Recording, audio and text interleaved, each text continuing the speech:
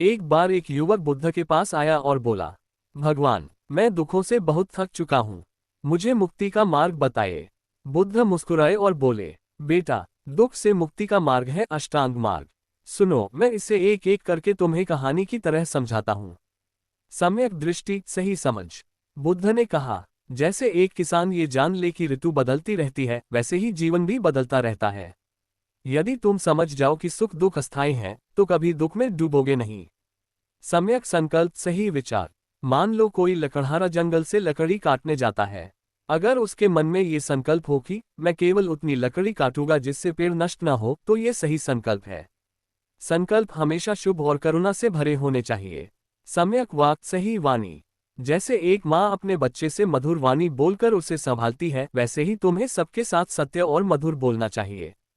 कड़वे शब्द तीर के समान होते हैं, जो सामने वाले को घायल कर देते हैं।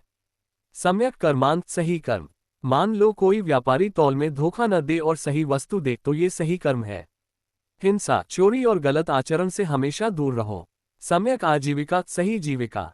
एक वैद्य रोगी का इलाज करता है तो वह अपनी जीविका भी चलाता है और दूसरों की सेवा भी करता है। पर यदि कोई जीविका दूसरों को हानि पहुंचाए तो वह अनुचित है। सम्यक प्रयास, सही प्रयास। जैसे माली रोज अपने बगीचे से खरपतवार निकालता है और अच्छे पौधों को सींचता है, वैसे ही तुम्हें बुरे विचारों को निकालकर अच्छे विचारों को बढ़ाना चाहिए। सम्यक स्मृति, सही सजगता। मान लो कोई यात्री जंगल में चल रहा है। यदि वह रास्ते के हर कदम पर ध्यान रखेगा तो कांटा या गड्ढा उसे चोट नहीं देगा। वैसे ही जीवन में हर काम सजगता से करो। सम्यक समाधि, सही ध्यान। जैसे नदी का पानी जब शांत हो जाता है तो उसमें आकाश साफ दिखाई देता है, वैसे ही मन जब ध्यान से शांत होता है तो उसमें सत्य का प्रतिबिंब दिखता है। शिक्षा। बुद्ध ने युवक से कहा, यदि तुम इन 8 मार्गों का पालन करोगे तो दुख अपने आप मिट जाएगा और तुम्हें सच्चा सुख मिलेगा।